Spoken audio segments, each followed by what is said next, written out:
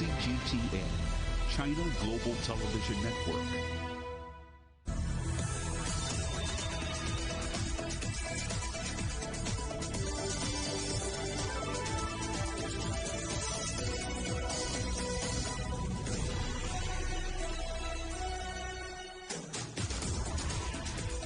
Hello and welcome to Global Business Europe, live from CGTN in London. I'm Jamie O. And I'm Juliet Mann. Our top stories. The EU proposes tighter controls on vaccine exports amid the row with AstraZeneca on distribution. Our other headlines: America's top diplomat is about to meet the EU's chief for talks to rebuild the alliance.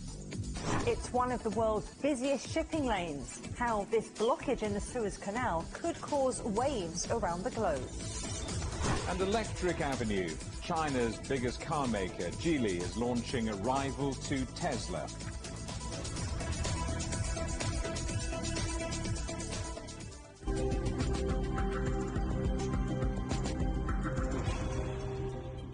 The EU is proposing a tightening of controls on vaccine exports as its row with the UK over the AstraZeneca jab intensifies. EU leaders will meet virtually on Thursday to discuss what action they might take. Just since the introduction of the export authorization system, some 10 million doses had been exported from from EU to UK, and 0 doses had been exported from UK to EU. So if we discuss reciprocity, solidarity, and so to say global responsibility. So it's clear that we also need to look at those aspects of reciprocity and proportionality. CGTN's Andrew Wilson's in Oxford. Andrew, the EU is struggling with its rollout. How will this help? It's not clear how much it will help, actually, Julia. I mean, you heard Mr. Dombrovskis there. He said that the important words to remember are reciprocity and proportionality. What that essentially means, as far as the European Union is concerned, is that all the vaccine suppliers, producers, exporters and importers need to play fair with each other. Who's doing what for who, and make sure that it's a balanced game. But the problems the EU has run a little deeper. I mean, the 3 pillars we've learned of the vaccination programme are the production of a vaccine. Well, the production's going, by and large, around the world fairly well, but procurement is important, and it is a case that the Westminster got in early with its procurement. Brussels was a little later getting its procurement deal settled. The second pillar of that is logistics, having an organised structure around your country. And the problem Europe has there is that it's 27 member states, while Brussels handles the procurement for all of them and then refers it back to the national departments of health in 27 different countries, which is leading to some confusion and some imbalance. And the last pillar is patience, getting people to come and get their jabs. And all this political up and down we've had about the AstraZeneca jab in the last few weeks, almost months now, hasn't helped. And a lot of patients, particularly in France still, are crying off and saying, I don't want to turn up for the AstraZeneca jab. And that's making life difficult for those trying to supply the vaccines. And now we find, for example, that in Italy, 29 million doses have been discovered in a warehouse in Italy, which the local website says were destined for the UK, which is unlikely because the UK doesn't get much of that vaccine for Europe. And quite possibly what it is a store of AstraZeneca vaccines that were due to be given to the patients until the political furor came along and stopped that distribution. So there's a lot of confusion within the European Union itself about how to get this vaccination programme right. Well, Andrew, you mentioned 3 pillars there: production, logistics and patience. I can think of a 4th one: politics. But what effect do you think a tightening of exports from the EU is going to have on the UK? Well, most of today I've been thinking that it wouldn't make that much difference. The AstraZeneca vaccine is the major vaccine here in the UK, and almost all production for that comes from within the UK in the north of England. About 10% of it comes from a plant in India, which is incidentally having its own problems at the moment, particularly because the variants occurring in India. And that does make a difference. Pfizer has supplied from the European Union 10 million doses to the UK since the pandemic started. At first, that doesn't sound like much, but actually, when you look at the figures, 20 28 million people in the UK have had their first jab, 2.3 have had their second. That's 30 million doses have been issued so far. So Pfizer, that 10 million from the European Union, is actually a third of what the UK has been putting out so far. So it does make a difference. However, I think it's fair to say that production-wise, the UK has a fair amount more independence than the European Union does in terms of plants and production on its own soil. So I can't see it being a valuable threat. What's more interesting is in this meeting tomorrow between the EU leaders that Joe Biden, the US president, will also be present on this conference call, which shows that all around the world people are concerned about this fine balance of supply, demand, production and distribution. And they know that what European Union is going through now could well turn up in a different part of the globe, so everyone needs to be singing from the same hymn sheet. All eyes on that meeting on Thursday. Andrew Wilson in Oxford, thank you very much. Well, Washington's top diplomat, Antony Blinken, is due to hold talks this hour with EU Chief Ursula von der Leyen, the US Secretary of State's in Brussels on his first official trip, hoping to revitalise ties left strained under the Trump administration. Well, we'll talk to our US correspondent Jim Spellman in just a moment, but first, Stuart Smith is in Brussels. Stuart, what can we expect from Blinken's meetings with the EU? Well, when they meet in the building behind me, the EU Commission, it's likely at the top of the agenda will, of course, be COVID-19. Both countries have begun their vaccine rollout, the United States doing a better job than the European Union. And actually, as Andrew was talking about there, the United States could be one of those countries affected by a possible EU export ban. So no doubt Antony Blinken will be inquiring as to exactly how this will be implemented. Also looking at vaccine certificates, it's something the EU is looking into setting up. The United States a bit more reluctant. Climate change, a big one. Ursula von der Leyen saying earlier that this is a make-or-break decade for climate change, which also has could be the greatest economic opportunity of our time. And now China, which originally not likely to be on the schedule of the agenda, but possibly after the reaction from China after Europe imposed sanctions earlier in the week, now possibly the EU-China investment deal under threat with a strong reaction from European MEPs. That could be another thing that China, that the EU and US want to discuss, because it could push the EU closer towards the US with regard to its China policy. So a jam-packed agenda, but there's also quite a lot of rebuilding to be done between the US, NATO and the EU after the Trump administration, isn't there, Stuart? Certainly, and actually Ursula von der Leyen, the EU Commission President, said this to the American Chamber of Commerce earlier. After 4 years, Brussels and Washington speak the same language again. It's a strength of feeling which was mirrored by the NATO Secretary General that now, with Antony Blinken's visit this week, with the Trump presidency over and Joe Biden now in power, relations will want to be improved between everyone. And right now, it does seem like everyone wants to be friends, but as Antony Blinken said to NATO Secretary General Jens Stoltenberg earlier, that's how it is at the moment, but it could very quickly change depending on international events. Well, Stuart, we can still be friends. Stuart Smith in Brussels, thank you. Well, let's get the US perspective on this and talk to our correspondent, Jim Spellman. Jim, the Biden administration seems eager to move on from President Trump's America First policy. Yeah, NATO was a key target for former President Donald Trump, criticizing the bloc and criticizing individual countries for not contributing enough to their defense budgets. It was a rocky relationship, to say the least. So Blinken trying to reassert U.S. ties with NATO and also participate in revitalizing the organization, looking forward with China, an assertive China, a new player in their portfolio. So they will look at China from a military perspective, the traditional NATO approach, but they're expanding their view of what entails security to now include energy, 5G, climate change, telecommunications, etc. And they also are looking to establish ties with countries in Asia that are not part of NATO, obviously. Japan, the Republic of Korea, Australia, and New Zealand, all with an eye on keeping a newly assertive China in check. I also thought it was interesting to hear Biden, without quite saying it, but clearly responding to Chinese criticism in Anchorage last week, that the U.S. is eager to criticize human rights and other issues for other countries while ignoring racism, inequality, etc., within the U.S. borders. Blinken saying essentially that, yes, the U.S. has many flaws, but tries to deal with it out in the open. It seems that that criticism potentially has been ringing in ears of many around the world. Jamie? And Joe Biden himself is expected to connect with EU leaders this week. Via video conference on Thursday, all part of this same effort from the White House, the Biden administration, to reestablish these U.S. traditional partners and alliances around the world. The thought being here is simple, that if the U.S. can move in lockstep with its partners and allies around the world, it creates a more strong position when dealing with China or other challenges. We saw that when Biden met with the so-called Quad before meeting with before the Secretary of State met with Chinese diplomats in Anchorage, and we're going to see it in Europe this week. Jamie? Jim Spellman in the United States. Thank you very much.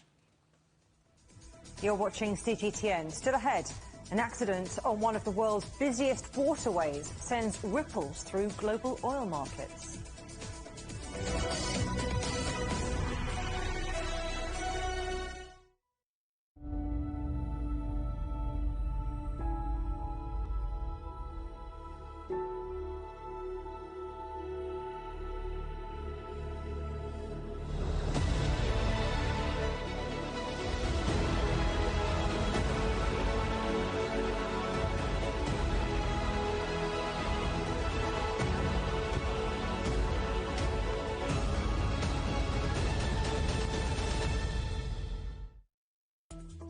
Search CGTN Europe wherever you get your podcasts to subscribe to The Agenda podcast. The Agenda with me, Stephen Cole, always gets to the heart of the story. Just subscribe today and listen now. Covering the world from 4 continents. A new horizon. Teams in Beijing, Washington, D.C., Nairobi, and London. Who connect, interact, and inquire to bring you the stories that matter to all. The Link, only on CGTN. Don't forget you can sign up to our daily newsletter. We bring you all the top business headlines straight to your inbox. So sign up for free at this address. CGTN. See the difference.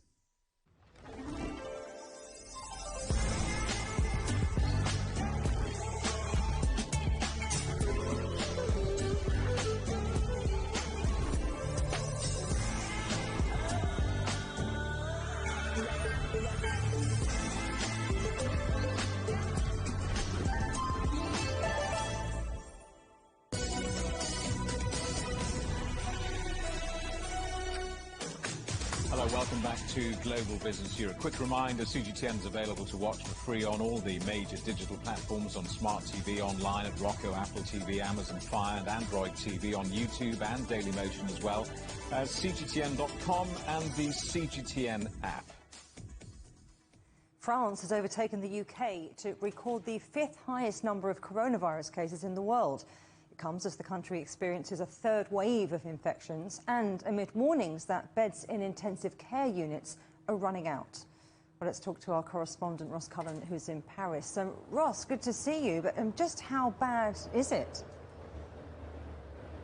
It's not good, Julia, and if we just pick up on that point you mentioned in the intro, if we look at the hospital system and the pressure on intensive care beds, 4,600 people currently being treated in intensive care in France. That's not far off the peak that we saw in November 2020 during the 2nd wave of infections, when 4,900 people were being treated in intensive care. The Regional Health Agency for the Paris region says that 80% of non-urgent operations should be delayed to try to free up capacity. Those beds can then be moved to intensive care wards to deal with the influx of patients. But it is a worrying situation when you look at the hospital picture. And somebody who was admitted to hospitals today was the Culture Secretary. Roselyne Bachelot was tested positive for coronavirus on Saturday. After 5 days, her condition has deteriorated slightly. She's now being treated in hospital.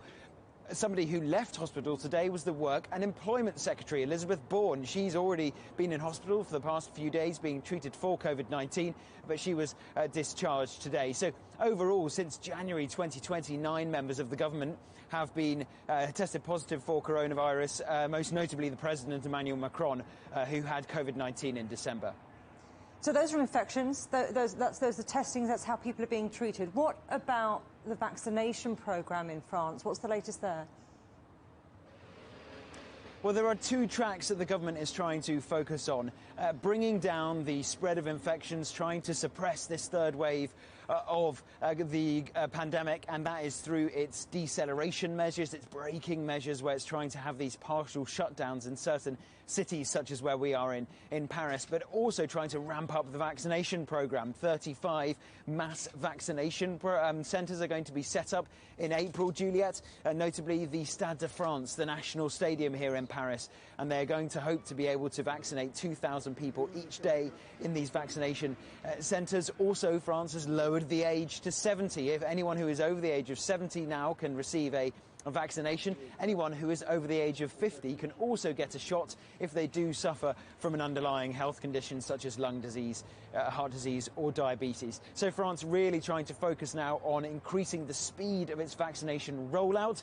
As we've spoken before, January and February, the start of this year, really was a logistical headache for the French government. It was a really slow start to its vaccination programme, but it's trying to accelerate now. It's almost vaccinated the same number of people in the UK when it comes to care home residents, also nearly the same number as the UK when it comes to those who've received a second dose. It does trail behind the UK when it comes to first doses, and that's something that the government is going to hope to rectify.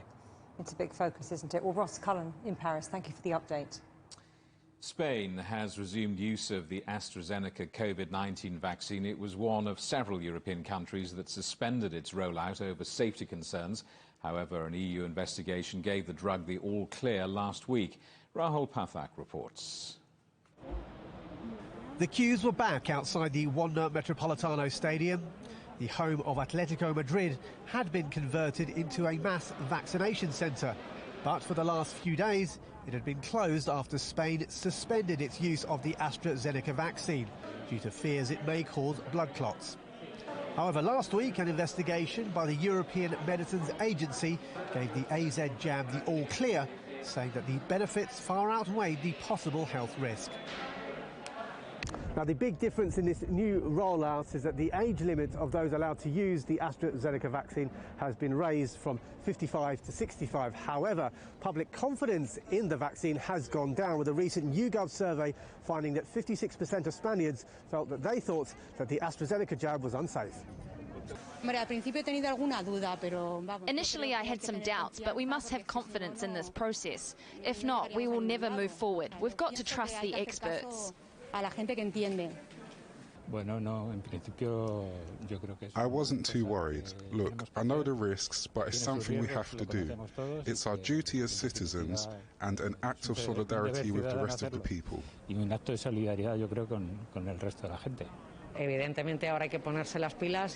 Of course, we have to work hard now to recover the time we lost in recent weeks. The only way to fight the virus is to try to immunise as many people as possible, as quickly as we can.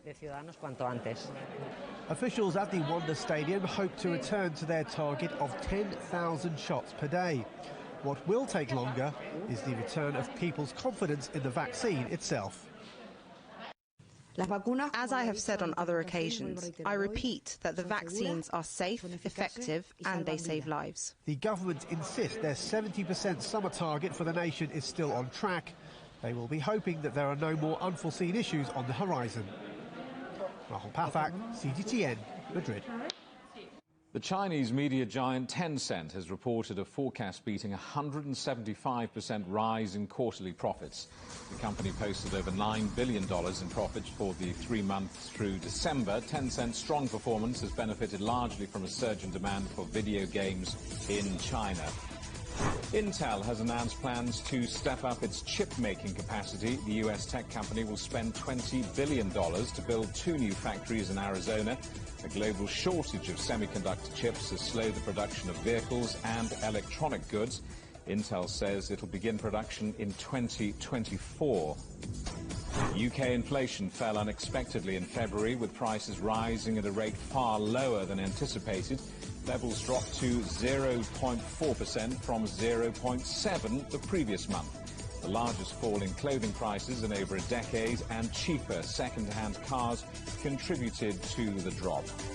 The UK's largest holiday operator, TUI, will shut 48 retail stores across Britain, affecting more than 270 jobs.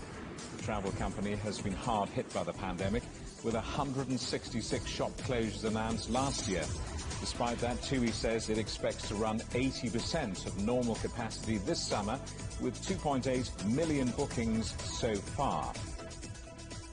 It's one of the world's busiest shipping lanes. Now, an accident in Egypt has caused a traffic jam that could produce global ripples for the world economy. A giant 400-metre-long container ship is blocking the Suez Canal after it ran aground. The fully laden vessel was blown sideways and is blocking traffic both ways. Oil prices have risen more than 2% on fears of delays due to shipments. Well, let's talk to our correspondent, Adel Marouki, who's at the Suez Canal in Egypt. Adel, how did this ship get stuck? Well, according to a statement from the Suez Canal Authority, Egypt has been undergoing a sandstorm for a couple of days, and that has sharply decreased the visibility in the Suez Canal. That, accompanied with some winds that reach a speed of about 14 knots, all has led to the ship to lose its control, leading it to turn around sideways as navigation control went minimal. That, as mentioned earlier, has led to a deadlock at the Suez Canal, this vital trade line. What has happened basically is a rescue going on. There have been tugs moving to try to partially afloat the ship back, because it has the edges of the ship, 400 meters long, have almost touched both sides of the Suez Canal, the man-made part of the Suez Canal itself, and that has led to the blockade and rescues. And operation to untangle this cluster is basically still ongoing. Adel Marouki at the Suez Canal in Egypt, thank you very much. Israel's Prime Minister Benjamin Netanyahu's prospects for retaining power look uncertain after initial results in Israel's fourth general election in 2 years.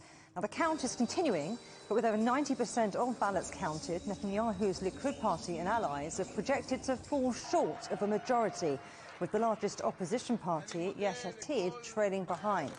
The attention now turns to the smaller parties and the prospect of forming a coalition. But many Israelis fear they may have to go to the polls again. I think it's very disappointing, and that we have to do it again and again and again. And we're very disappointed with what happened. And we would want a change, but there's no change for now. But we hope for a change on Sunday. It's unfortunate that it's not really clear results, and it's unclear if the government will be stable after this. So I'm hoping that it will be. Let's be positive. It's clear that democracy is working, and we still haven't been able to figure out how to end the deadlock between those who want Bibi Netanyahu to continue as prime minister and those who don't. My votes were into Bibi, and I hope that he's going to take it, because I think he's done really great things this year. He helped us get all the vaccines, which is something that other countries are very jealous of. Professor Yossi Meckelberg is an associate fellow at the Chatham House think tank, and he joins us now. Now, we're not there yet. Which way do you think it's going to go? Well, it's almost asking for prophecy more than analysis, which I understand. But it's almost impossible, especially when there are still 10% of the vote left to be counted, those of the soldiers and others. And every single seat, when it's almost tied, down in the middle, every seat is moving from the pro-Bibi and anti-Bibi camps, are going to make a huge difference. But it seems that the fifth election in a matter of months is a real possibility. But what's going to happen right now is horse trading between the parties, especially Likud, led by Netanyahu, trying to get to the 61. So don't exclude anything right now, trying to some parties to move from the anti-Netanyahu to the pro-Netanyahu to build a coalition, or even targeting specific members of Knesset to desert from their party and join a coalition with Netanyahu. Well, Netanyahu have been basking in Israel's vaccine glory and its remarkable rollout. That didn't really do much for his election result, though, did it? No, because first it will be interesting actually to ask the voters to have a survey to see what was the main issue for them in this election, for their voting pattern. But people also don't forget that he was one of the reasons, his failed management of the pandemic caused for 6,000 people to die and more than 800,000 to contract the virus. It was a complete failed management. So this has to be taken into account, though one must give him the credit for the quick rollout of the vaccination. But what we see, it's a real reflection of the divisions in the Israeli society. There are going to be around 13 parties, which the biggest, the Likud, won't be have more than quarter of the 120. The second members of Knesset, the second around 17, 18, and then you have an array of parties between 5 and 9. This is a reflection of the division, of the paralysis of Israel's political system. So it's one of the downsides of having proportional representation to an extent. I mean, look, also Netanyahu, who's fighting off those corruption allegations, that wouldn't have helped his cause necessarily. But in terms of what's happening now and the likelihood of a fifth general election in such a short time, what are the options, would you say, in terms of Israel's relationship with the Palestinians? Yeah. I just want to say something in relations to this kind of division, because when you heard in the clip earlier, when the voter says, oh, we are tired of this, but they are the one who votes. And this is the fourth time in a row they vote in a very divisive way. So actually, to an extent, it's not only the politician faults, but it's also the voters that decide to be so particular. But to your question, I think that the peace process is in a complete stalemate, reflects actually the stalemate both in the Israeli political system and the Palestinian political system that is heading to election in due course, somewhere in the spring and in the summer, with the international community barely has interest in what's happening there. So there is a stalemate, a status quo, which the Israelis, if you look at the election, the issue of the relations with the Palestinians barely played any role, whether on the right or the left, in order to try to convince voters to vote from one party to another. And I think this is one of the tragedies, that this is probably the most important issue in Israeli politics, is barely discussed in a grown-up manner. A stalemate going forward. Well, it's been a pleasure talking to you. Yossi Mecklenburg, thank you very much. You're watching CGTN. Still ahead, Merkel's mistake, why the German Chancellor has asked the public for forgiveness.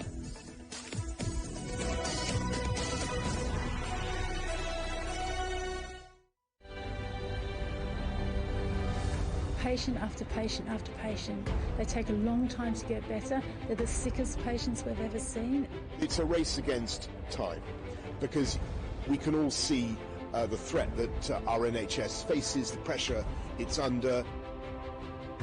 We're dealing with something we knew very little about. Europe's first two epicentres in February have received their first dose of the Pfizer-BioNTech vaccine. Another day, another grim milestone for the UK in its fight against COVID-19. 100,000 people have now lost their lives after contracting the virus.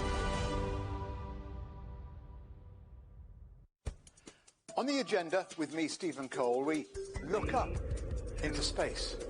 We look down into data. We look at debt.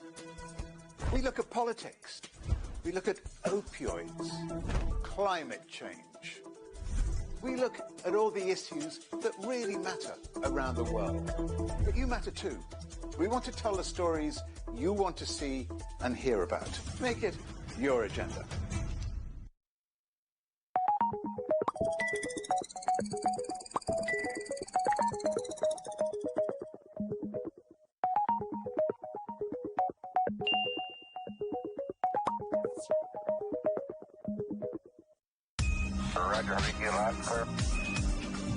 We can try out the wild and crazy ideas. Nothing can stop an idea whose time is coming. This idea is coming. I actually feel quite comfortable in isolation. We should all be very basic when we're trying to save the world. Oh, no. We hope it will happen. we have to live it out. The agreement is signed. But what is the real deal now the UK has left the EU? For trade, for business, for the city, for ordinary people. Make sense of Brexit with CGTN.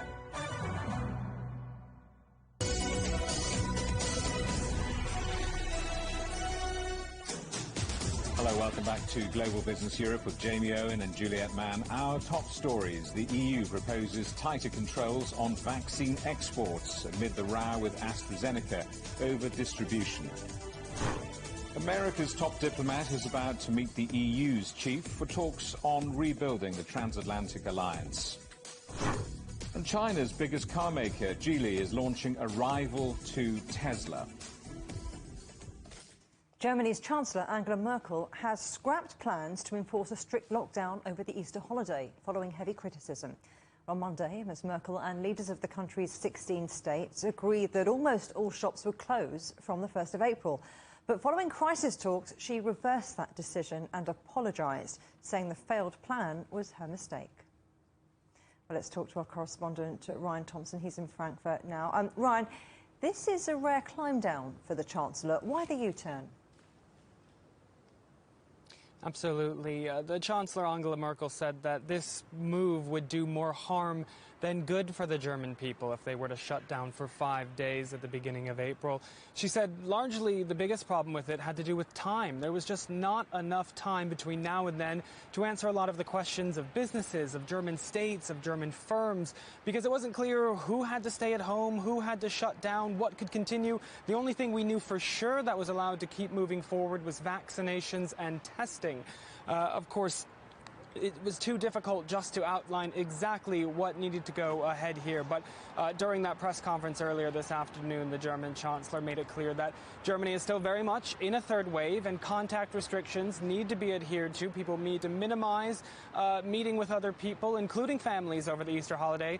But she took full responsibility for the fact that her government has had to go back on the policy and make this U-turn. Es ist mir wichtig, das auch hier zu sagen. And it is important to say this here. A mistake needs to be called a mistake, and above all, it must be corrected. And if possible, this needs to happen as soon as possible. At the same time, I am aware that this whole business has created even more uncertainty, and I deeply regret this and ask for forgiveness. Now, Germany is very much up against this third wave. Businesses remain shut. Firms have had to adapt how they go ahead with business. And the government today authorizing $71 billion to the 2021 budget to help pay for the state aid that will likely have to continue on for a while longer than anybody expected. But while that decision was being made in Berlin, the finance minister, Olaf Scholz, was presenting the 2022 budget, which is ideally for the post-corona era. And with it comes quite a bit of debt. How do you draw up a national budget for 2022 if you don't know how the rest of 2021 will go? Germany is struggling through a third wave of COVID-19. Its vaccination campaign is sluggish at best, and national elections could soon change the balance of power in the Bundestag.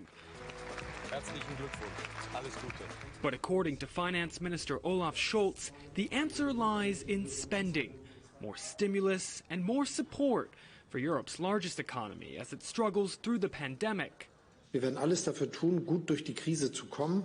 We will do everything to get through the crisis. That's expensive, but doing nothing would be much more expensive. Good aid policy is also good financial policy. But as spending is up, tax revenues are down. The first draft of the budget, presented on Wednesday, calls for, once again, letting go of the German debt brake.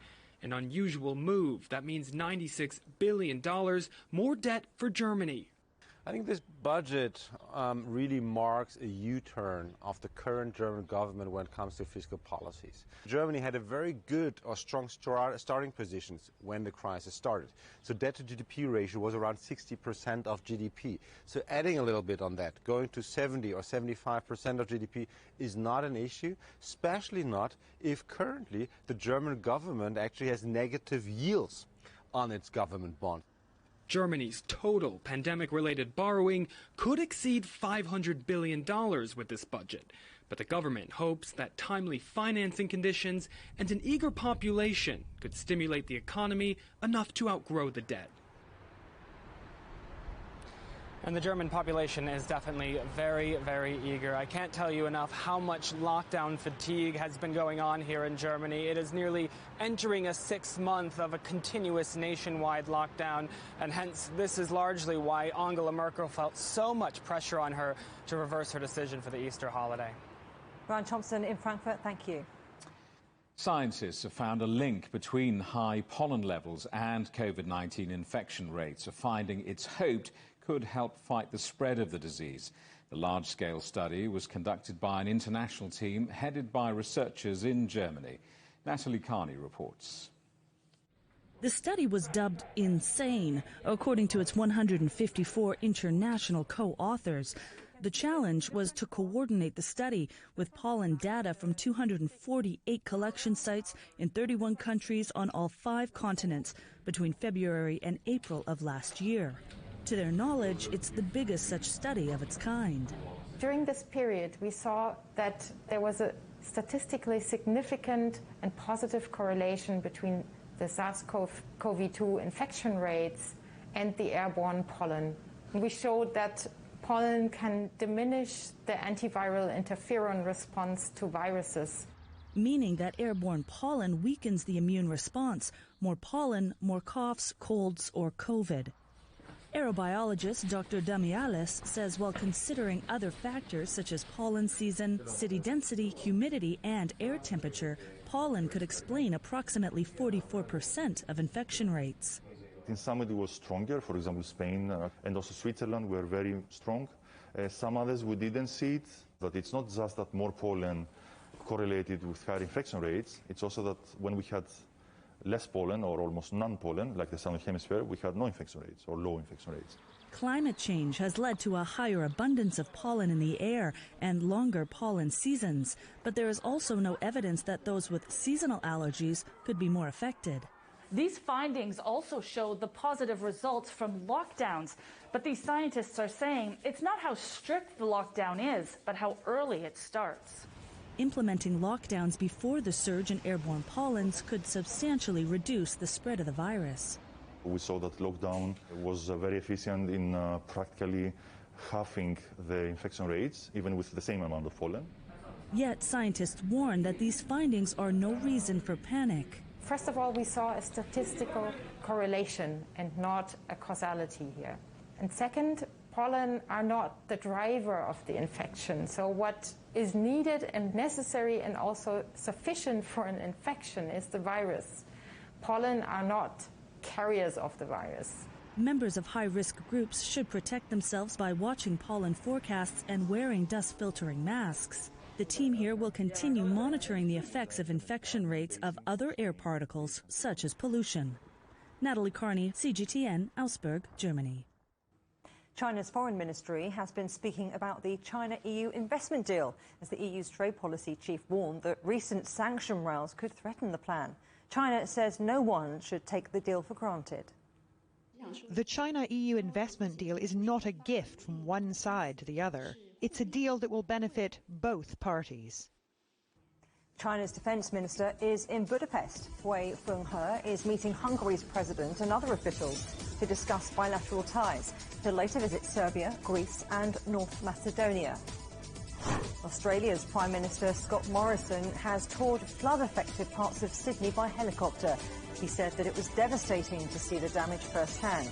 In Parliament, Morrison pledged government support for the clean-up. Days of rain have caused rivers to burst their banks and dams to overflow, forcing tens of thousands of people to leave their homes. Myanmar has released over 600 people arrested during protests against February's military takeover. It comes as demonstrators began a silent strike, calling on people to stay home and for businesses to close. Protesters are demanding a return to democracy and all elected government leaders be released. The deputy ruler of Dubai, Sheikh Hamdan bin Rashid Al Maktoum, has died.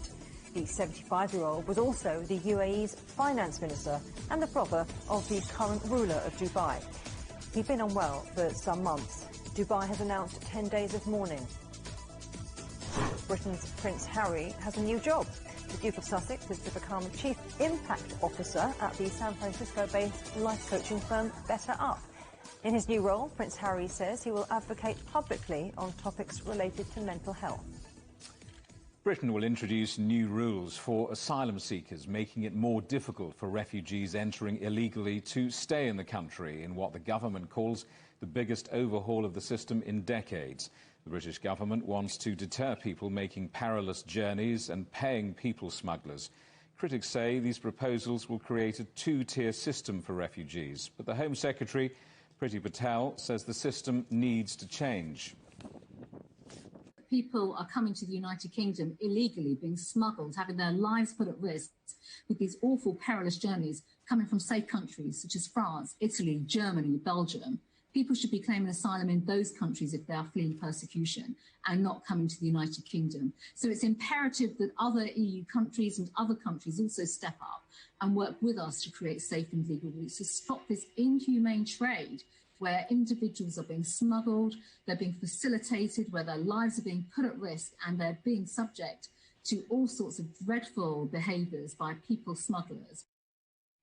US Vice President Kamala Harris says President Joe Biden has not ruled out taking executive action to tackle gun violence, but that Congress should act to make lasting change. This comes after a gunman killed 10 people in a Colorado supermarket on Monday, just 6 days after 8 people were shot and killed in Atlanta. Hendrik Seibrandi reports.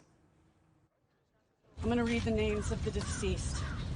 Denny Strong, 20 years old. Boulder Police Chief Maris Harrell performed a ritual that's become all too common after mass shootings in the U.S., identifying the 10 people who died in a hail of gunfire at this King Soopers grocery store on Monday afternoon.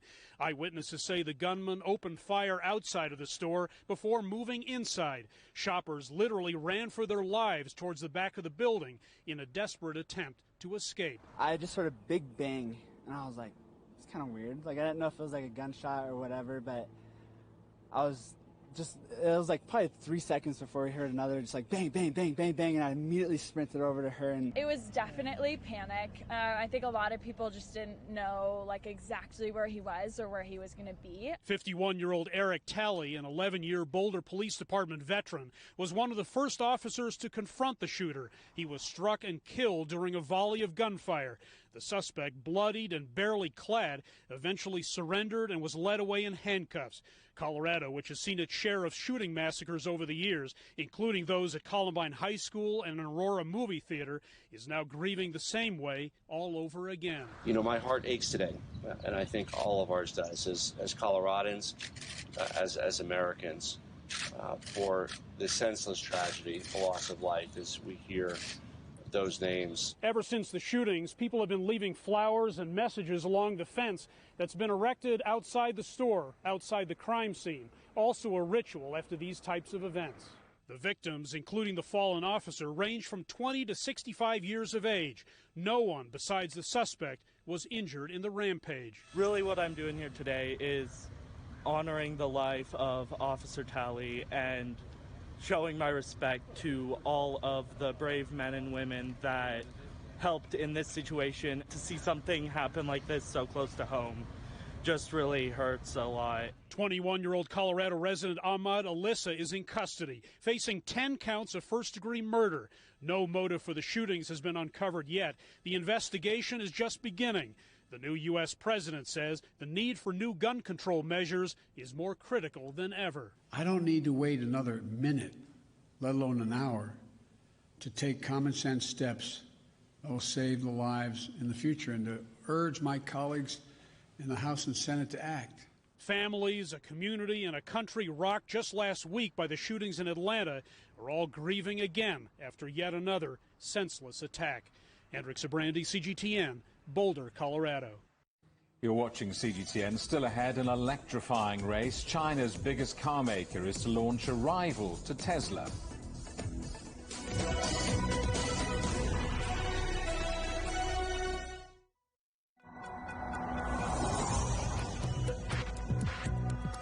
Each day, there are millions of stories. Each one can open new perspectives, new possibilities. Wherever you look, we are there.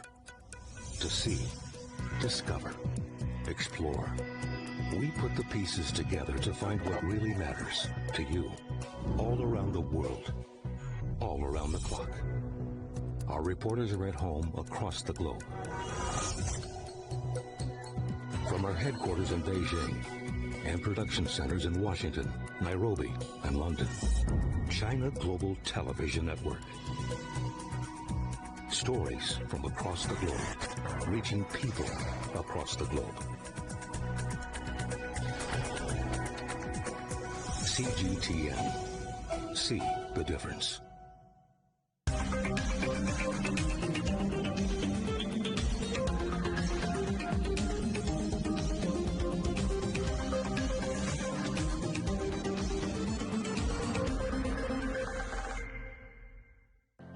Murray, what would you say is a good question? Stephen, I'd say it's one where there's always more than one answer.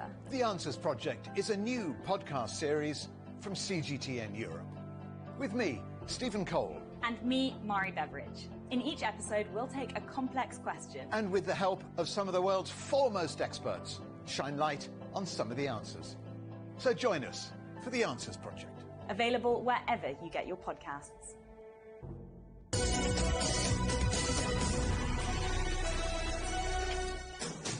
Hello, welcome back to Global Business Europe. China's biggest car maker is launching a rival to take on Tesla in the electric vehicles market.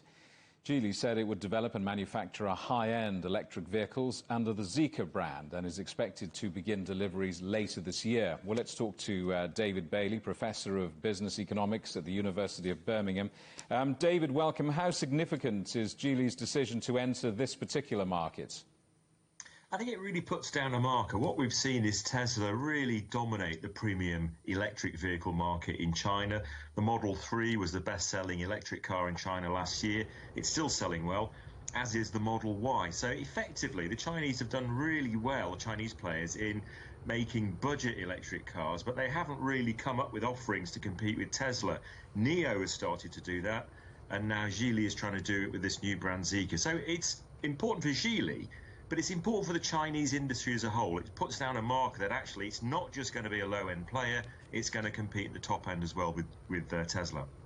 Teslas are very expensive, aren't they? It's only professors, perhaps, who can really afford them. I mean, this is initially about domestic production for the Chinese market, isn't it? But it could be a global game changer, couldn't it? Yes, it could be. So what we've seen is Geely actually develop this really interesting strategy whereby they own Volvo, they own Polestar, they've bought Lotus, the London Electric Vehicle Company that make electric cabs. They are now sort of producing across lots of different brands using the same underlying technology, the same platform. That really helps them get costs down in the way that, say, Volkswagen does. And it's really leading the way in China in trying to do that. And it means it can sell those different brands in different markets. So in Europe, it might well be Volvo or Polestar. In China, they're trying to develop these new upmarket brands like Zeekr. So it's very much a global strategy. Geely leads no introduction to perhaps a Chinese audience, but in the West, the name might not be familiar. But it's no stranger to the global market, as you say. It owns Volvo, Lotus, the sports car maker, the iconic London black cab. This is not a case of David trying to take on Goliath, is it? I wonder, should Tesla be concerned, or is competition a very good thing? I think they should be concerned that actually the market is really hotting up. So, you know, Tesla was a fantastic disruptor. Until they came along, we saw electric vehicles as kind of ugly, slow, undesirable. Tesla made them sexy for the first time. So it changed our view of the market. It's dominated the electric vehicle market, and it's grown very quickly. The competitors are now piling in, whether it's the like of Volkswagen, but also Geely coming along. And I think what's really important here is that Tesla itself sees China as the most important market going forwards. That's where it thinks most of the growth will be. Now, the Chinese players recognize that as well. They want competitors for Tesla, and basically the market is becoming a lot more crowded. So Tesla still has big advantages, but it's going to get tougher going forwards. Professor David Bailey in Birmingham, thank you very much. Thank you. More and more cities are taking cars off their streets, fighting pollution and transforming the environment. Car-free activists in the German capital want to reclaim the streets for pedestrians, cyclists and public transport. But how easy is it to go car-free? Evangelo Sipsas reports. Being Europe's second largest city, Berlin is a city on the move. From wide boulevards to narrow cobblestone streets, the German capital is always busy, sometimes too busy. I was living at a road that was very loud and polluted and stuck with traffic, and I couldn't bear that anymore, and that was one of the reasons why I moved away from there, because it was not possible opening your window and getting fresh air or calmness in your room. Despite the latest green transport policies, the number of cars in the city continues to rise. The city recorded 1.2 million motor vehicles in 2020, almost 60,000 more than 5 years ago. So now Manuel wants that to change. He is part of a citizens' initiative called Berlin Autofrei, which is hoping to reduce the number of vehicles and change how people get around, at least in the inner city. In Berlin, people are suffering from very, very different reasons of the traffic. Like there's, of course, one of the reasons climate change, but furthermore, electric cars as diesel vehicles are taking lots of space and are making the roads unsecure for lots of people. So we do not just need different cars, we need less cars. The Berlin Citizens Initiative wants to largely ban car traffic within the S-Bahn ring or inner city. In a draft law presented earlier this month, the initiative aims to limit the use of privately owned cars to 12 times a year. That excludes vehicles used in public transport, police vehicles, fire truck, ambulances, and for people with reduced mobility. Although activists are impatient, such a law takes time. Before being presented to the city senate, it first needs to be voted approved by Berliners. The whole process could take at least 3 years, even if there's no delay. But while waiting, green transport policies are popping up. This boulevard running through the center of Berlin used to be known for its daily end-to-end traffic. That's until last summer when the government decided to trade in the screeching of tires and honking of horns for the ring bill of bicycles and the chatter of pedestrians. What first started as an experiment has now become permanent. But while people here are praising this initiative, motorists doing business in the area criticize it. It makes our life pretty much very difficult because, well, it's closed for us with a car to go in, so we cannot dock into this area, and we need to park somewhere around that site and basically carry the stuff. Stanislav, or Stan as clients call him, runs his own gin company. From farmers markets to food markets and local shops, Stan relies on his car for his day-to-day business. Although he agrees on reducing the number of vehicles on the streets, he feels like 12 rides a year are just too few. I don't understand the take on it, and to be honest, because for me, I don't understand how I'm as a small business owner who is dependent on deliveries, and I deliver throughout Berlin. How can I deliver my stuff by car if I can't go in there? As Berlin wants to follow other European cities such as Oslo, Copenhagen and Ghent in making their centers car-free, it's a big goal and not easy. While some feel Berlin is moving in the right direction, in a country with heavy bureaucracy and an influencing automotive industry, there is still a very long road ahead. Evangelo Sipsas for CGTN, Berlin. Big brands are branching out, turning to tree planting to appeal to consumers who are concerned about the environment. But is it just greenwashing? It's estimated that 5 million hectares of the world's forest is lost each year. Well, Dr. Keith Kirby is from the University of Oxford. He says tree planting is only part of the solution to combat climate change. Well, organisations should be looking at how they can take their part in society's response to climate change. Tree planting and other forms of woodland creation can be part of that process, and it's a message that people can relate to. So in principle, it's fine. It's how it's done that's important. If you get it wrong, then it can actually make matters worse. So if you plant trees on peatlands, as a lot of foresters did in the 20th century, it can increase carbon emissions as the peat dries out and oxidizes and lets off its CO2. And similarly, if you plant trees on open species-rich grassland, then that's going to reduce the biodiversity of the grassland species. In other circumstances, you could increase forest fires. So it's not a silver bullet. It's not always going to be the right thing to do for climate change, for carbon, for biodiversity. But in many cases, it can be. So it's not a silver bullet, but look, consumers are really keen on stuff that's sustainable. And then we've got the likes of banks, so TSB, Coutts and firms like Eurostar launching planting promotions. I mean, beyond the obvious green credentials, why are trees an easy sell? I think because people like trees. And also, there's something that we can all get involved with. We can all do our own little bit of planting in our back gardens or on a sort of community-based thing. So then when we see organisations doing it or paying other people to do it, we can sort of relate to that. What about trees being cheaper, I suppose, than investing in innovation that is going to make the business and supply chain greener? Tree planting should only ever be one part of any company's solutions. There may be other things that they can do, and that will vary from company to company. But inevitably, there are going to be some emissions that we can't offset in other ways, and trees have been taking carbon out of the atmosphere for millions of years. They know how to do it much better than we can. What about protecting the trees that we already have? Because the world's still losing more forest each year than it gains. Yeah, we've really got to protect existing forests. I mean, trees are a valuable resource that we can use to substitute for other more carbon-intensive materials, such as concrete or steel. So felling trees to use them is not necessarily bad in itself. But, for most of the last century or so, and for most of the world, we've been losing forests faster than we've been creating new ones, and we've got to stop that. We've got to protect the mature forests that we've got, but then build more, create more woodland, create more trees.